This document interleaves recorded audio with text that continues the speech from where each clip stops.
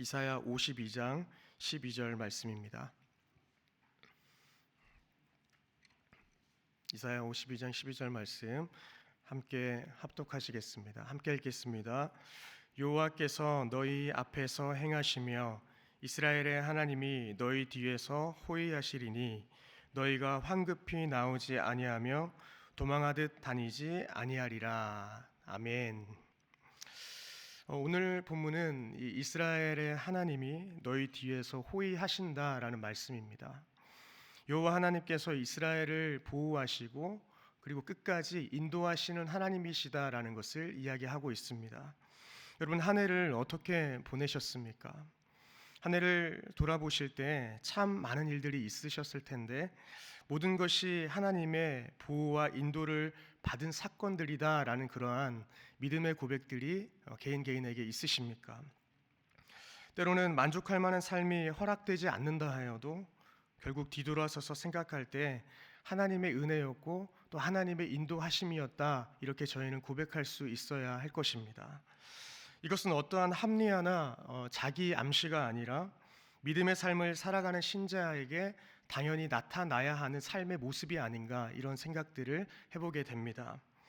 본문의 앞절인 11절에서 하나님은 바벨론 땅에서 떠날 것을 명하시면서 그곳에서 나올 것을 요구하십니다. 그러나 하나님은 단지 그들에게 가야 할 길을 지시하는 것으로 끝내지 않으시고 주님은 한 걸음 더 나아가셔서 그들이 가는 길보다 더 앞서 행하시고 그들 주위에서 호위하시겠다, 보호하고 인도하시겠다 말씀하십니다.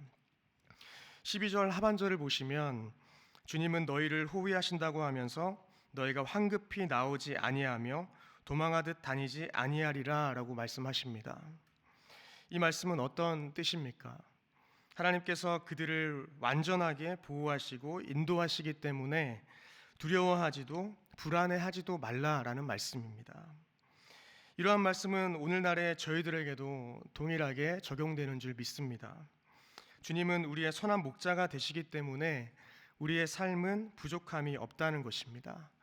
그래서 시편 기자는 이렇게 이야기했습니다. 내가 사망의 음침한 골짜기로 다닐지라도 해를 두려워하지 않을 것은 주께서 나와 함께 하심이라. 또 주의 지팡이와 막대기가 나를 안위하시나이다, 이렇게 고백하였습니다. 다윗은 하나님께서 선한 목자와 같이 부족함 없는 완전한 길로 자신을 인도하고 계시다고 이렇게 간증하고 있습니다. 심지어는 사망의 음침한 골짜기를 다닌다 하여도 해를 두려워하지 않는다라는 것이죠. 이 사망의 골짜기는 어둠의 골짜기, 죽음의 골짜기로 번역되기도 하는데 이러한 죽을 것 같은 상황들, 그런 환경을 만난다고 하여도 나는 그곳에서의 해를 두려워하지 않는다라는 것입니다. 역사적인 사실로 또한 그 당시의 배경으로 살펴보면 그 어둠의 골짜기는 이리들이 득실득실 거리는 곳이 아니었겠습니까? 그러한 곳에서도 우리의 양과 같은 저희들의 삶을 한 사람 한 사람을 다 지켜 보호하신다라는 것입니다. 이와 관련해서 바울 사도는 이렇게 말하기도 했습니다. 누가 우리를 그리스도의 사랑에서 끊으리요? 환난이나 곤고나 박해나 기근이나 적신이나 위험이나 칼이랴 라고 이렇게 고백했습니다. 이 말씀은 또한 무슨 뜻입니까? 우리가 하나님의 사랑 안에 거한다면 인생에 다가오는 모든 두려움과 위협, 그리고 두려움으로부터 우리는 안전할 수 있고 안정감을 얻을 수 있다는 것입니다. 그 모든 상황을 넉넉히 이길 수 있다는 것이죠. 우리를 해할 것 같은 상황과 환경은 사실 우리를 더 단단하게 만드는 것 아니겠습니까? 그래서 성경은 고난이 유익이라 말합니다. 주의 말씀을 그제서야 깊이 깨달을 수 있기 때문에, 또한 그 고난의 시간을 통하여서 주님을 깊이 만날 수 있는 시간이 되기 때문에 이 고난과 어둠의 시간은 유익이라고 이야기하는 것이죠. 세상 사람들도 사실 이 고난은 유익이다라는 말을 비슷하게 하는 말이 있습니다. 옛 어르신들도 그렇고 저희 아버지께서 저에게 가장 많이 해주신 말씀인데 젊어서 고생은 사서도 한다라는 말씀입니다. 이 말은 무슨 뜻입니까? 젊은 시절의 고생은 장래의 발전을 위해서 좋은 경험이 되고 장래를 위해서 좋은 발전의 밑거름이 되기 때문에 우리는 그러한 것을 사서라도 해야 된다라는 그러한 말인 것이죠. 이런 말만 보아도 저희들은 고생하는 것, 또 어려움에 직면하는 것을 의도적으로 달게 여겨야 한다는 것입니다. 의도적으로 내 자신을 그 고생하는 가운데 어둠 속에 밀어 넣어서 더 발전할 수 있는 모습까지도 사실은 나아가면 더 좋다라는 것이죠. 성경에서는 여호와의 보호를 나타내는 구절이 참 많이 있습니다. 그 중에서 시편 말씀을 보시면 성전에 올라가는 노래가 있습니다. 시편 121편 1절로 8절에 짧은 말씀이긴 하지만 제가 조금씩 읽어드리도록 하겠습니다.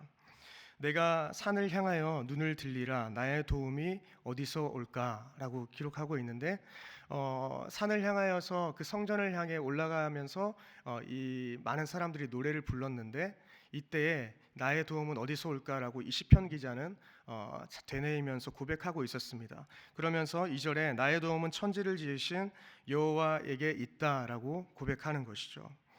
그러면서 3절 이하로 여호와께서 너를 실족하지 아니하게 하시며 너를 지키시는 이가 졸지도 아니하신다라고 이야기합니다. 또 이스라엘을 지키시는 이는 졸지도 아니하시고 주무시지도 아니하시고 또 너희를 지키시는 이시다. 그리고 너희의 그늘이 되신다라는 것입니다. 그러면서 6절에 낮의 해가 너를 상하게 하지 못하고 밤의 달도 너를 해치지 못한다라는 것입니다. 그러면서 마지막 8절에 이렇게 기록하고 있습니다. 여호와께서 너의 출입을 지금부터 영원까지 지키신다라는 것입니다. 저희는 알지 못하지만 여호와 하나님께서 저희와 함께 동행하시고 오늘 본문의 말씀과 같이 저희를 호위하고 계시고 또한 이전부터 이후까지 모든 시간들을 주님께서 함께 하시고 우리의 출입을 지키신다라는 이 말씀을 우리가 오늘 하루 기억하셨으면 좋겠습니다. 하나님께서는 저희 모두를 낮에는 구름 기둥으로 또 밤에는 불 기둥으로 지키시는 줄 믿습니다. 적절한 시기에 맞게 보호하신다는 것입니다. 하나님의 때에 맞게 우리에게 보호와 은혜를 베푸신다라는 것입니다. 사랑하는 성도 여러분, 그렇다면 이렇게 하나님의 보호하심을 받은 저희들은 어떠한 삶을 살아가야 하겠습니까? 우리가 많은 이야기들을 나눌 수 있겠습니다만 오늘 본문과 가까운 이 본문 이전의 구절을 보면 그것을 확인할 수 있습니다. 이사야 52장 11절을 보시면 너희는 떠날지어다 거기서 나오고 부정한 것을 만지지 말지어다 그 가운데에서 나올지어다 여호와의 기구를 매는 자들이여 스스로 정결하게 할지어다라고 기록하고 있습니다. 하나님은 이스라엘을 구원하셨습니다. 그리고 바벨론 포로 생활로부터 구원을 명하셨습니다. 구원을 보았다고 기록하고 있습니다. 또한 이 구원은 메시아를 통한 온 인류의 그러한 구원을 가리키는 말씀이기도 합니다. 이렇게 구원받은 자들은 11절과 같이 어떤 삶을 살아야 합니까? 부정한 것을 만지지 말아야 한다라는 것입니다. 이 부정한 것은 우상을 좋아하는 이방인의 습성을 벗어버려야 한다라는 것이 먼저 1차적인 그러한 설명입니다. 그리고 저희가 적용하여 생각할 때에는 세상의 습성을 버리고 또 하나님 안에서 자신을 정결하게 보존하라는 것입니다.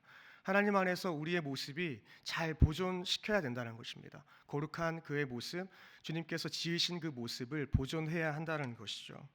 이것은 하나님과의 바른 관계를 위한 특단의 조치입니다. 고린도후서 6장 17절 18절을 보시면 그러므로 너희는 그들 중에서 나와서 따로 있고 부정한 것을 만지지 말라 이러한 동일한 말씀을 하고 계십니다. 바울은 성도에게 세상으로부터 나와서 그 모든 영향력으로부터 세상의 영향력으로부터 단절되어서 하나님 앞에 나오기를 소망하고 있습니다. 또한 요한도 그리스도인이 큰 성 바벨론으로부터 자신을 분리하여서 그 죄에 동참하는 자가 되지 말아야 함을 또 잘 이야기하고 있습니다. 세번역으로 보면 이 이사야 52장 11절은 이렇게 기록하고 있습니다. 제가 읽어드리겠습니다. 너희는 떠나거라 그곳에서 떠나 나오라 부정한 것을 만지지 말아라 그 가운데서 나오너라 주님의 그릇을 운반하는 사람들아 너희는 스스로 정결하게 하여라 라고 기록합니다. 2025년도 세상의 방법과 세상 나라의 그러한 가치관을 우리 모두가 버리고 그곳에서 나와서 저희 모두가 주님 안에서 스스로를 정결하게 거룩하게 가꾸어 나가는 또 예수 그리스도의 모습을 그분께서 우리에게 허락하신 모습을 잘 보존하며 살아가는 한 해가 되기를 간절히 소망합니다. 말씀을 맺겠습니다. 성도 여러분, 우리가 현재를 살아가고 미래로 나아갈 때에 가장 우리를 힘들게 하는 것이 무엇입니까? 그것은 과거 아니겠습니까? 과거만 생각하면 염려가 앞섭니다. 지난해의 죄악들과 여러 가지 실수들, 그리고 어려웠던 나의 상황과 내가 염려했던 모든 것들, 이 모든 과거를 생각하니 현재를 살아가기가 참으로 어려운 것이 현실이라는 것입니다. 더 힘든 것은 과거에 매여 있으면서 현재 하나님께서 우리에게 베푸실 그 은혜를 우리가 참으로 누리지 못하는 것이 우리의 큰 아픔이지 않을까, 이러한 생각을 해보기도 합니다. 그래서 저희들은 과거를 주님께 내어 맡기고 현재를 살아가야 하는 줄 믿습니다.